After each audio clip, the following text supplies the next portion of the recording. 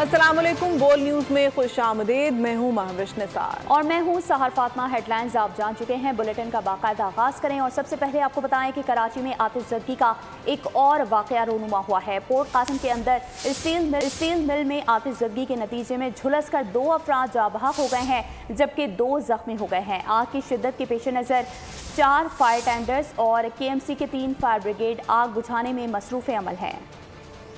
हुकाम ने निजी स्टील मिल से तमाम मुलाजमीन को बाहर निकाल लिया है। पोर्ट कासिम अथॉरिटी के मुताबिक आग बॉयलर फटने से लगी या फिर भट्टी से कूलिंग के बाद ही ये तस्दीक की जा सकेगी। आपको अहम खबर से आगाह कर रहे हैं। आपको बताएं कि कराची में आतिशज़दगी का एक और वाक़या पेश आया है।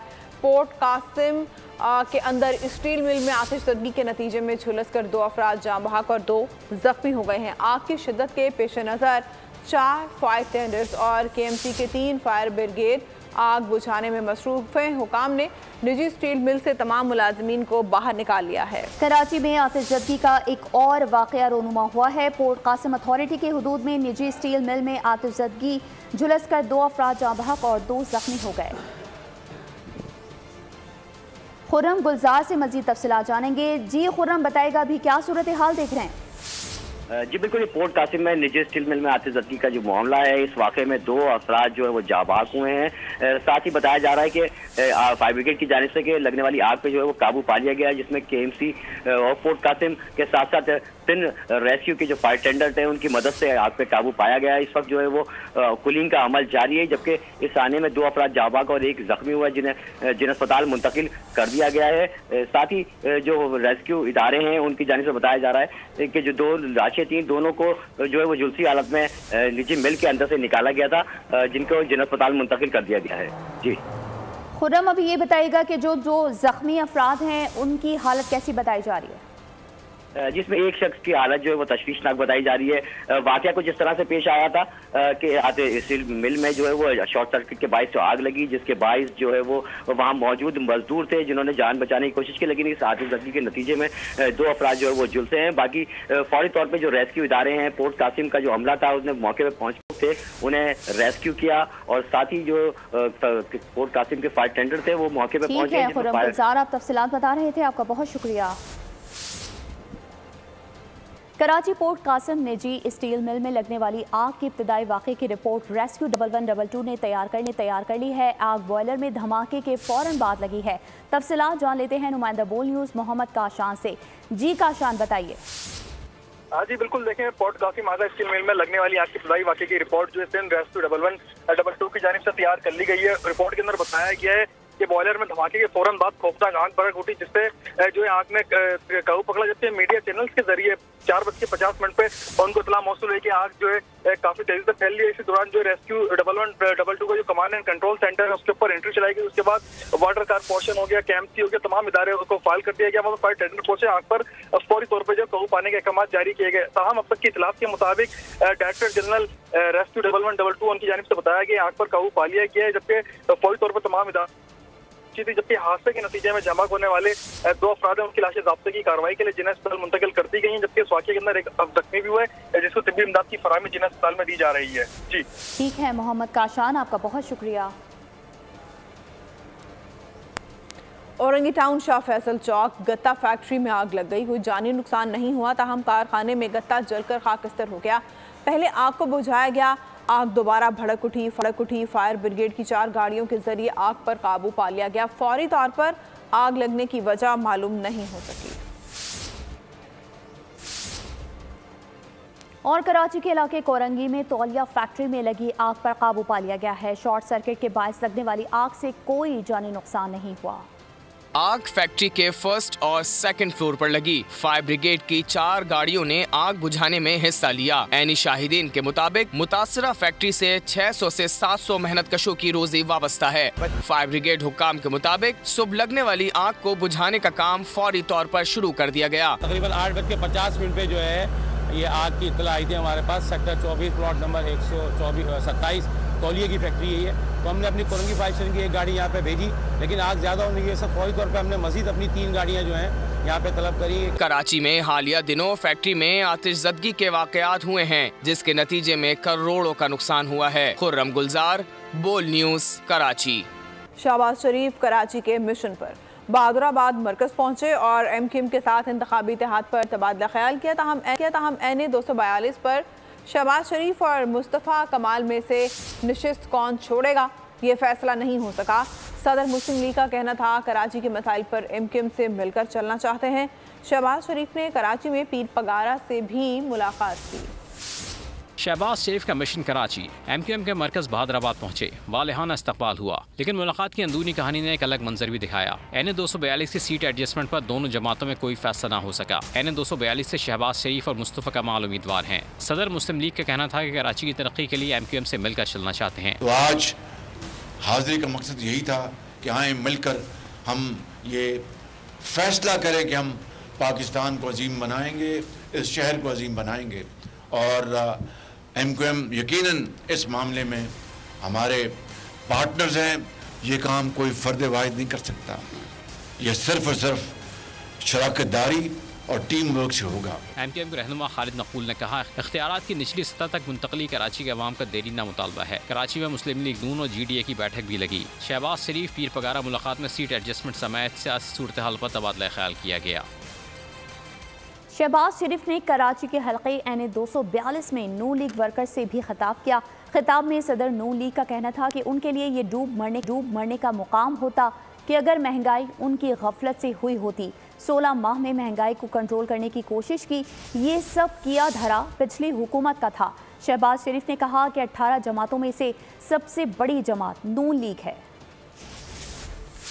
16 पार्टी कोलिशन को मुझे चलाना पड़ा, चूँकि मुझे उन्होंने मुंतखब किया था तो मैंने अल्लाह ताला से मदद मांगी और बड़े हौसले और बड़ी हिम्मत से 16 पार्टियों को चलाया। 16 पार्टियों में सबसे बड़ी जमात हमारी मुस्लिम लीग नून थी, जिनके 84 मेंबर थे। तो मुझसे आप पूछेंगे शहबाज शरीफ, ये 16 महीने में तुमने क्या किया? तो मेरा जवाब यह है कि पिछली हुकूमत से जो हमें महंगाई विरसे में मिली थी उसको हमने पूरी कोशिश की, लेकिन दुनिया में पेट्रोल की और तेल की कीमतें आसमानों से बातें कर रही थी, उसको हमने कंट्रोल करने की कोशिश की। मगर जिस मुल्क में सियासी इस्तेहकाम ना हो वहाँ पर माशी इस्तेहकाम नहीं आता। मगर मैं ये बताना चाहता हूँ कि वो महंगाई, क्या शहबाज शरीफ सोच भी सकता था कि महंगाई में इजाफा हो? मेरे लिए तो डूब मरने का मकाम होता कि मैं अपनी गफलत की वजह से महंगाई लेके आता।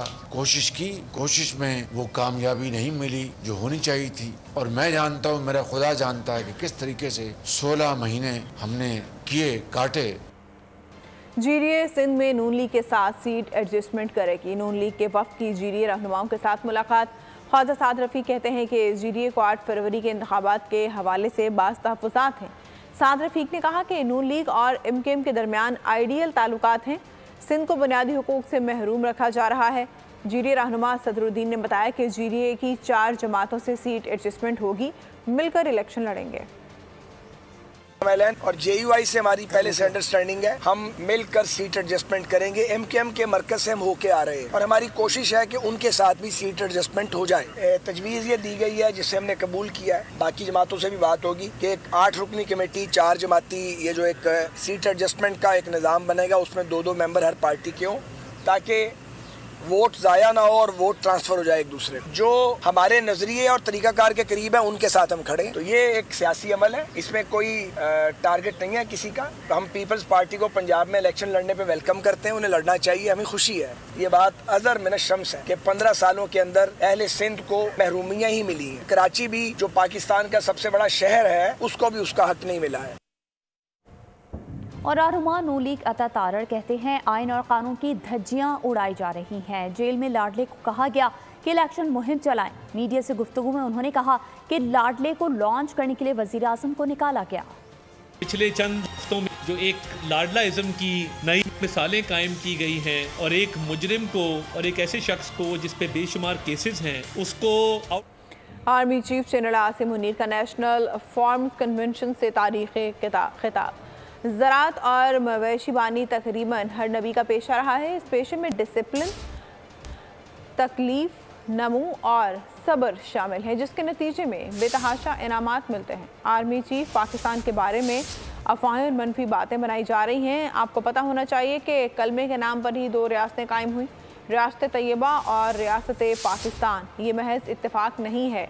पाकिस्तान वसाइल से माला माल है।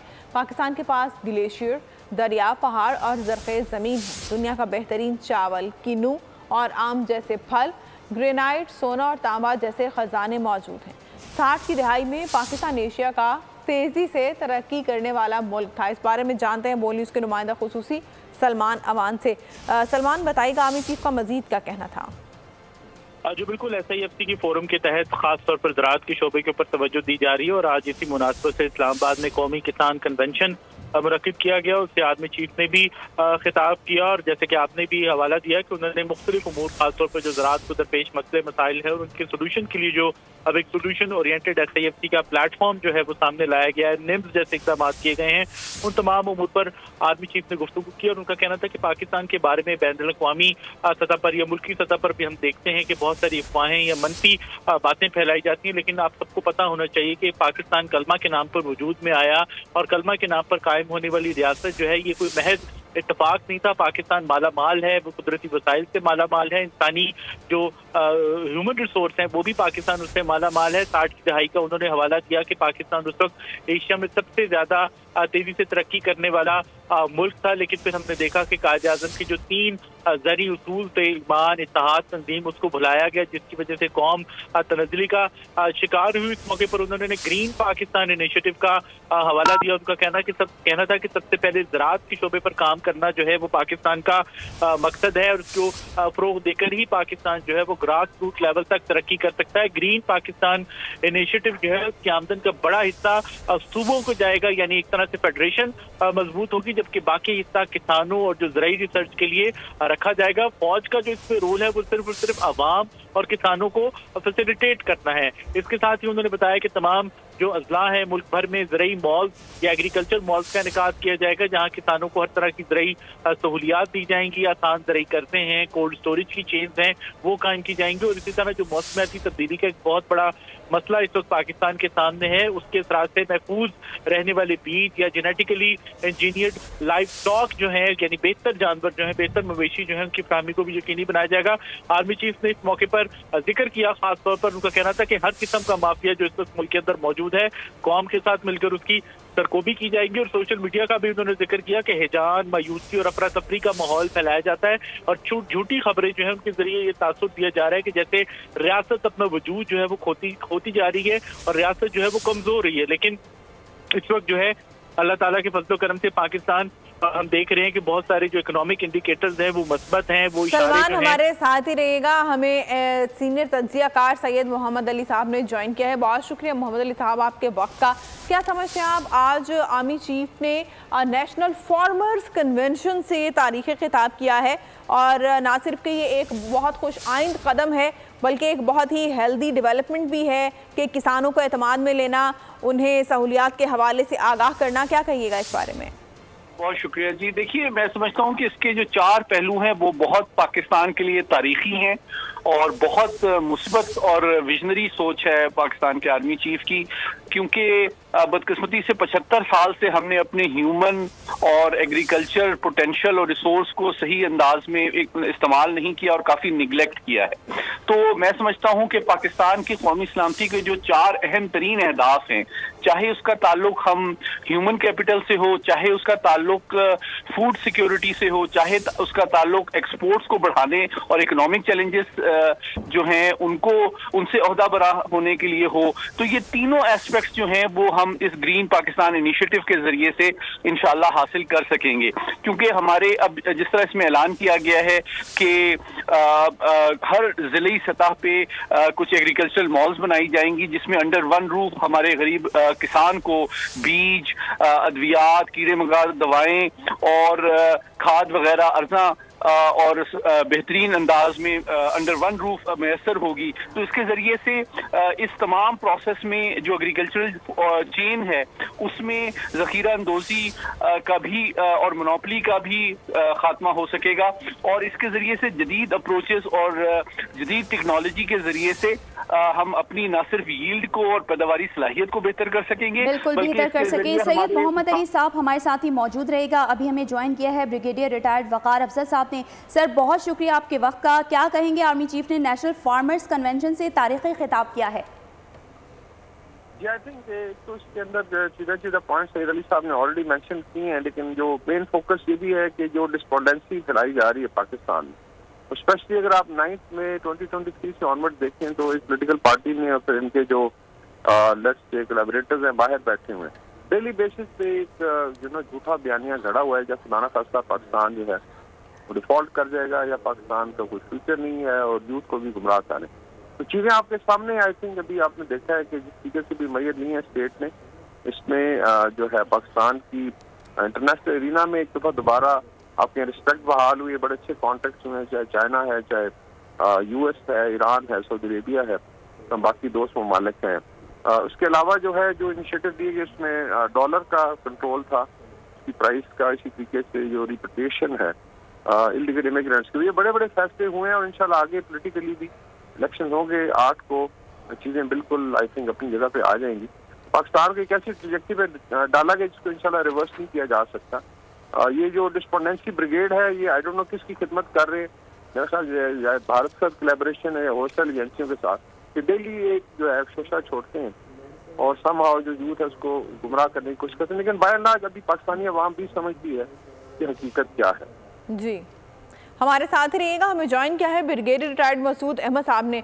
बहुत शुक्रिया आपके वक्त का। ब्रिगेडियर साहब, आप क्या समझते हैं आज जिस तरह से इस कन्वेंशन का इनेकाद किया गया? पाकिस्तान एक ज़री मुल्क है जो 70% पॉपुलेशन जो है ज़राअत पर मुनहसर है, उनका इस पे काम करते हैं, और पाकिस्तान की जो 23% ऑफ GDP इस ज़राअत से मिलती है और ऑलमोस्ट 40% लोग की एम्प्लॉयमेंट इधर से होती है। और देखिए पाकिस्तान का हम कहते हैं ब्लेस्ड कंट्री के 4 सीजन से यहाँ पे फर्टाइल लैंड है, लेकिन ये challenges over a period of time हुए हैं जिसमें गंदम की कमी है, क्लाइमेट चेंज हुआ, पॉपुलेशन का मसाइल हुए हैं, और जिसकी वजह से अभी तक हम जदीद तकाज़ों पे हम वो चीज़ें अभी नहीं कर सके हैं। तो फिर इनको ओवरकम करने के लिए लास्ट गवर्नमेंट ने एक ये सोचा था कि ग्रीन पाकिस्तान इनिशिएटिव उन्होंने लॉन्च किया था। इसमें basically leading role Pakistan army का है और उसके अंदर एक स्ट्रेटेजिक प्रोजेक्ट डिवीजन बना है जो एडजुटेंट जनरल्स के अंडर ब्रांच के अंडर काम करता है। और ये जो है कि इन्होंने फिर इसके अंदर लिम्स है, लैंड इंफॉर्मेशन मैनेजमेंट सिस्टम है, और इसके बाद उन्होंने एक ग्रीन कॉर्पोरेट इनिशिएटिव एक पब्लिक प्राइवेट कंपनी बनाई है जिससे ये कर रहे हैं कि पाकिस्तान के अक्रॉस पाकिस्तान जो अनयूज्ड लैंड है, बैरन लैंड है, जो बंजर जमीन है, उसको रिक्लेम कर रहे हैं, उसको काबिल काश बनाया जा रहा है, जिसमें FWO को बड़ा रोल है और बाकी आर्मी के जो लोग हैं इसमें इन्वॉल्व हैं। और कोशिश ये की जा रही है जो पाकिस्तान के मसाइल हैं, फूड सिक्योरिटी के मसाइल जो आने वाले हैं, जो ऑलरेडी हैं, उनको एड्रेस किया जाए। तो इसी सिलसिले में मेरे ख्याल में अभी तक हजारों एकड़ जमीन स्पेशली चोलिस्तान में उसमें गंदम काश की गई है। तो मेरे ख्याल में आर्मी का एक लीडिंग रोल है, तो इसमें जो हमारे मसाइल हैं उसको इसमें एड्रेस किया जाएगा। इसमें एक हाई एफिशिएंसी इरिगेशन सिस्टम का कंसेप्ट भी है, नए नहरों का कंस्ट्रक्शन का इसमें है, इंफ्रास्ट्रक्चर की डेवलपमेंट भी है, और इसमें सीड्स का भी एक स्टडी एक अथॉरिटी बनने जा रही है जिससे ये कोशिश की जाए कि टॉप क्वालिटी सीड्स लेके जाएं। तो अल्टीमेट एम ये है कि पाकिस्तान को चीफ का विजन है कि पाकिस्तान को लश ग्रीन करना है, अनयूज्ड गवर्नमेंट लैंड्स को रिक्लेम करना है। आर्मी के इसमें अपना कोई इंटरेस्ट नहीं है, इंटरेस्ट या अर्निंग कोई नहीं है, बिकॉज जो इससे रेवेन्यू जनरेट होगा it will go to the province. बहुत शुक्रिया ब्रिगेडियर रिटायर्ड मसूद अहमद साहब, ब्रिगेडियर रिटायर्ड वकार अफसर साहब और तज्जियाकार मोहम्मद अली साहब हमारे साथ मौजूद थे। अभी आपको बताएं कि छोटे मियाँ बड़े मियाँ से तेज हैं, गेम ना कर जाएं, मगर वजीर आजम सिंध से बिलावल भुट्टो ही होगा। PP रहनुमा आजिज धामरा का बयान, कहा सुना जा रहा है कि आइंदा चंद दिनों में नून लीग तबादलों का मुतालबा करेगी। मुतालबा किया जाएगा कि चपरासी से लेकर अफसरान तक के तबादले किए जाएं। आज एक बार फिर नून लीग और मुत्तहिदा ने गलत बयानी से काम लिया। 2 बेरोजगार आपस में मिले हैं, शॉपिंग करने चले हैं, कुछ अर्सा बाद मुत्तहिदा का नाम सिर्फ बरनी पर लिखा होगा। नून लीगी रहनुमा इसहाक डार ने कहा है कि नून लीग ने टिकटों की तकसीम का काम भरपूर अंदाज से किया है। अब तक 2200 उम्मीदवारान के इंटरव्यूज हो चुके हैं। टिकटों की तकसीम का मरहला 12 जनवरी तक फाइनल हो जाएगा। हमारी पार्टी जो है वो एक प्रोएक्टिव तरीके के साथ अपना प्रोसेस कर रही है। करीबन 2200 कैंडिडेट्स के इंटरव्यूज़ हुए हैं, जो कि मियां नवाज शरीफ साहब और मियां शहबाज शरीफ साहब के अलावा जो करीबन 35 रुकनी मेंबर बोर्ड है, तो वो तमाम इंटरव्यूज़ मुकम्मल हो चुके हैं। अब अगला मरहला जो है वो मीटिंग्स सीनियर लीडर्स की होगी, जो कि गालबन 1-2 दिनों में शुरू हो जाएगी, और उसके बाद फिर टिकटों की जो है वो इशुएंस का काम शुरू होगा, और जो यानी फैसले होंगे, जो हमारे उम्मीदवार हैं जो कामयाब होंगे हर हल्के से, उनको पार्टी अपनी टिकट इशू कर देगी। 12 जनवरी तक विड्रॉल की डेट है जी, तो इसलिए 12 जनवरी से बहुत पहले कर देंगे। नॉर्मली यही होता है कि आखिरी 2-3 हम नहीं, करीबन तमाम पार्टीज़ का यही एक स्टैंडर्ड असूल है, और ये अंडरस्टैंडिंग क्लियर है सब में कि जिसको भी पार्टी नॉमिनेट करेगी, टिकट इशू करेगी, वो टिकट जमा कराएगा, बाकी हमारे जो उम्मीदवार हैं वो अपने पेपर्स वापस ले लेंगे। पाकिस्तान तहरीक इंसाफ की जानिब से बल्ले का निशान लेने की कोशिशों की मजम्मत। प्रेस कॉन्फ्रेंस में बैरिस्टर गौहर का कहना था, मुल्क इलेक्शन धांधली के बाद होने वाली तबाही का मुतहम्मिल नहीं हो सकता। मुखालिफिन इलेक्शन कमीशन को भी यरगमाल बनाकर बैठे हैं। लतीफ़ खोसा बोले, 4 मरतबा मुल्क खाने वाले 5वीं मरतबा मुल्क को खाने के लिए तैयार हैं। ये सिर्फ पीटीआई का निशान नहीं है, ये पाकिस्तान के 25 करोड़ अवाम में से 70% अवाम की उमंगों की निशानी है। अगर ये election free, fair and transparent नहीं हुए तो ये इकानमी तबाह हो जाएगी, ये मुल्क का बदतरीन नुकसान हो जाएगा, ये डेमोक्रेसी डिरेल हो जाएगी, ये मुल्क मुतहम्मिल नहीं हो सकता। ये सुप्रीम कोर्ट पे भी हमलावर थे, ये हाई कोर्ट पे भी हमलावर हुए, ये इलेक्शन कमीशन को यरगमाल बना के बैठे हुए। यहाँ जनाब जिले सुबानी के कागजात नामजदगी मंजूर कर लिए जाते हैं, इसके बावजूद के सुप्रीम कोर्ट ने उन्हें 62(1)(f) में ताहयात नाअहल करार दिया हुआ है। आप धरती माँ को लूटने का जिस तरह से आपने हर दफा मर्तबा किया है, आप चौथी मर्तबा फिर लूट के जा रहे हैं। तो दूसरी जानिब MQM के रहनुमा फारूक सत्तार ने कहा है कि इंतखाबी अमल आगे बढ़ने से अवामी दिलचस्पी में भी इजाफा हो रहा है। NA 244 में कागजात की जांच पड़ताल के मौके पर गुफ्तगू में उनका कहना था कि कराची 60-70% रेवेन्यू देता है, लेकिन फिर भी बुनियादी मसाइल से दो चार है। फारूक सत्तार ने कहा कि शहबाज शरीफ से मुलाकात में मिलजुल कर काम पर इत्तेफाक हुआ है। MQM जल्द अपने इंतखाबी मंशूर का ऐलान करेगी। मुल्क में इंतखाबी मैदान गर्म होने लगा। कागजात नामजदगी की जांच पड़ताल भी तेजी से जारी है। NA 127 पर बिलावल भुट्टो ने एतराज़ात पर तहरीरी जवाब जमा करा दिया। कराची में NA 242 पर शहबाज शरीफ के कागजात पर भी एतराज़ सामने आ गया। केस पर RO ने फैसला महफूज कर लिया।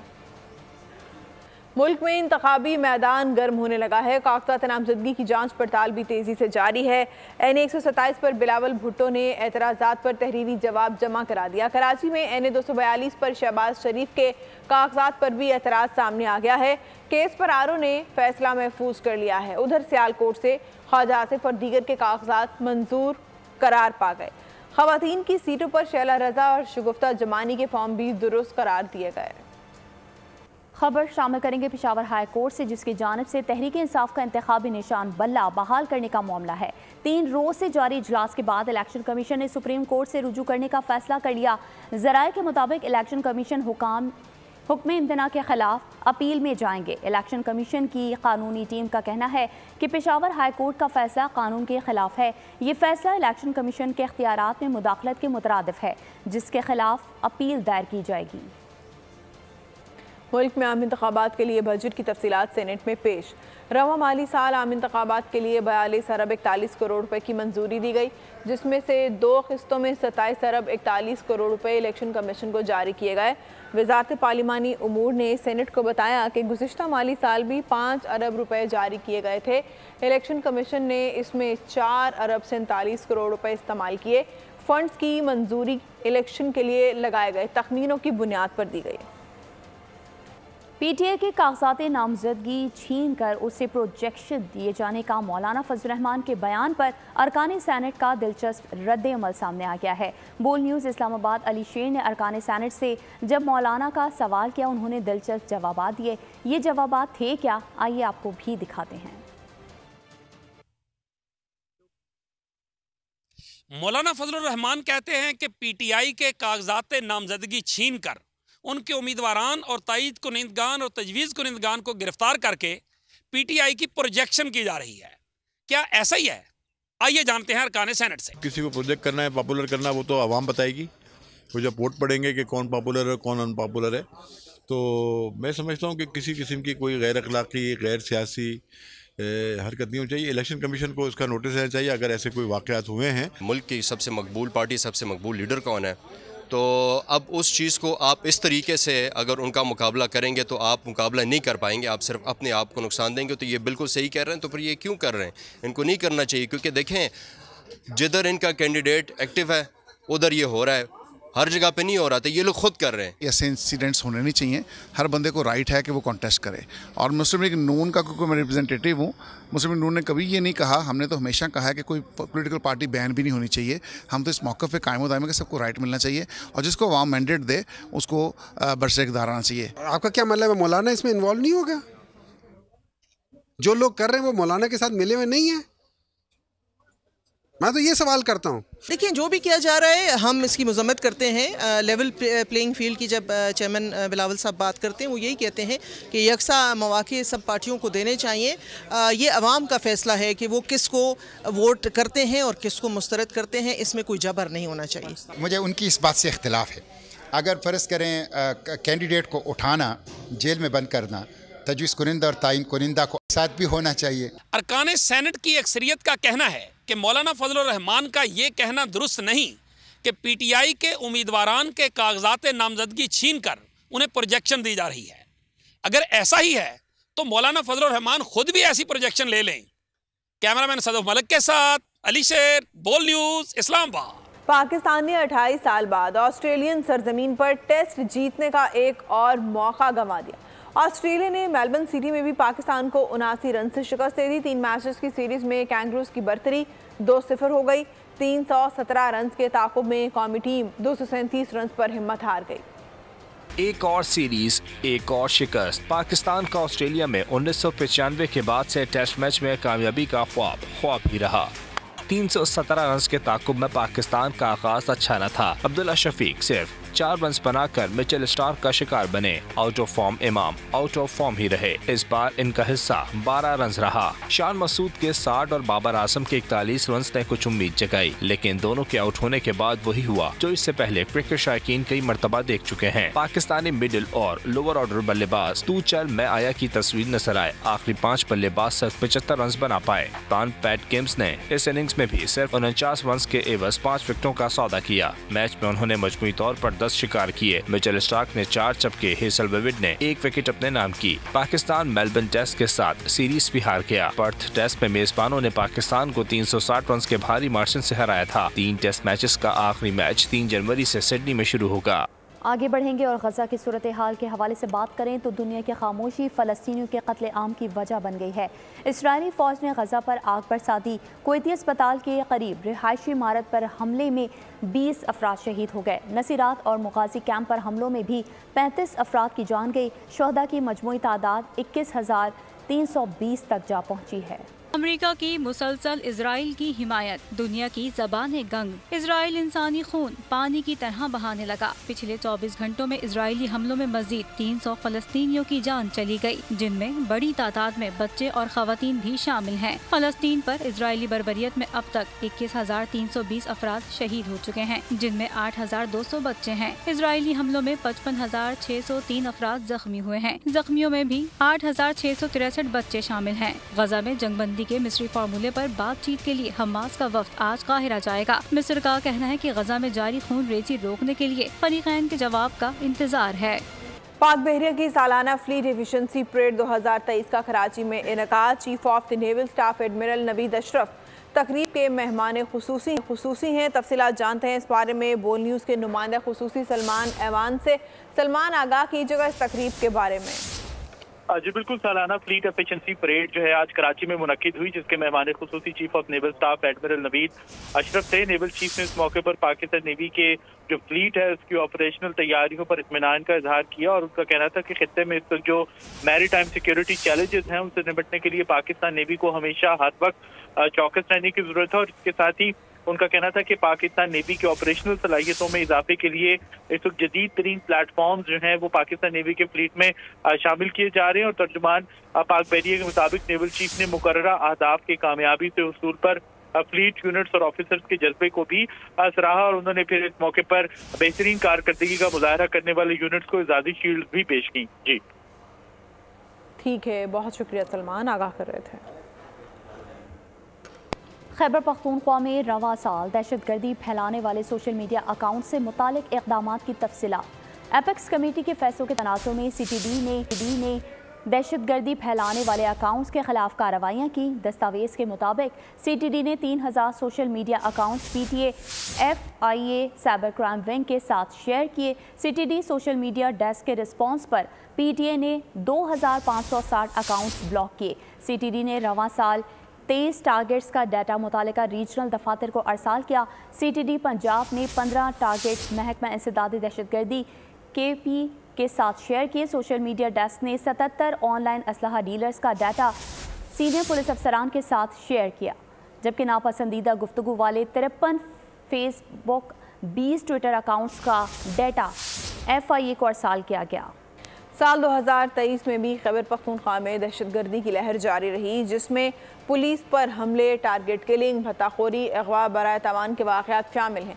पाक फौज और सूबाई महकमा इंसदादे दहशतगर्दी ने कामयाब कार्रवाइयों में मुतादिद दहशतगर्दों का कलाफमा किया, जिसमें बड़े कमांडर्स और मास्टरमाइंड्स शामिल थे। ताहम सबसे बड़ा चैलेंज अफगानिस्तान से भत्ते के लिए फ़ोन कॉल्स का दरपेश रहा। रिपोर्ट कर रहे हैं पेशावर से नवाब शेर। साल 2023 में भी Khyber Pakhtunkhwa counter terrorism department को दहशतगर्दी का चैलेंज दरपेश रहा। 2023 में महकमा इंसदादे दहशतगर्दी और दीगर कानून नाफिज करने वाले इदारों ने सूबे भर में दहशतगर्दों के खिलाफ 2531 कामयाब मुश्तरका ऑपरेशन किए, जिनमें 266 खतरनाक दहशतगर्द हलाक और 961 खतरनाक दहशतगर्द गिरफ्तार किए गए, जिनमें 44 हाई प्रोफाइल कमांडर हैं जिनके सरों की कीमत भी मुकर्रर है, जबकि 18 खुदकश बमबारों को और 7 खुदकश जैकेट्स को नकारा बनाया गया। 651 किलोग्राम बारूद और 463 ग्रेनेड भी बरामद किए गए। दिस ईयर 2531 ऑपरेशंस कंडक्ट किए गए हैं, जिसके अंदर 961 टेररिस्ट को अरेस्ट किया गया है और इसके अलावा डिफरेंट इनकाउंटर्स के अंदर पुलिस के साथ, आर्मी के साथ, CTD के साथ इनकाउंटर के दौरान 266 दहशतगर्दों को जहन्नुम वासिल किया गया। 2023 में महकमा इंसदादे दहशतगर्दी की मौसर हिकमत अमली से गुज़िश्ता साल के मुकाबले में भत्ताखोरी, हैंड ग्रेनेड लॉबिंग, ID धमाकों, टारगेट किलिंग के वाक़यात में कमी आई है।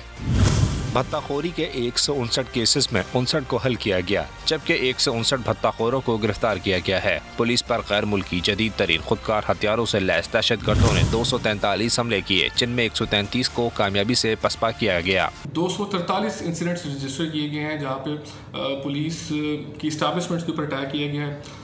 इन अटैक्स के अंदर दहशतगर्दों ने सोफिस्टिकेटेड वेपन का इस्तेमाल किया है, इसमें M4, M16 along with thermal imaging weapon sites को इस्तेमाल किया गया। CTD को सूबे में भत्ताखोरी के लिए अफगानिस्तान के नंबरों से आने वाली फ़ोन कॉल्स तक रसाई के लिए बड़ा चैलेंज साबित हुआ। कैमरामैन मोहम्मद हुसैन तनोली के साथ नवाब शेर, बोल न्यूज़, पेशावर। इसके साथ ही न्यूज़ बुलेटिन इख्तिताम पसीर हुआ। मज़ीद खबरों और अपडेट्स के लिए विजिट कीजिए हमारी वेबसाइट bolnews.com और देखते रहिए बोल न्यूज़।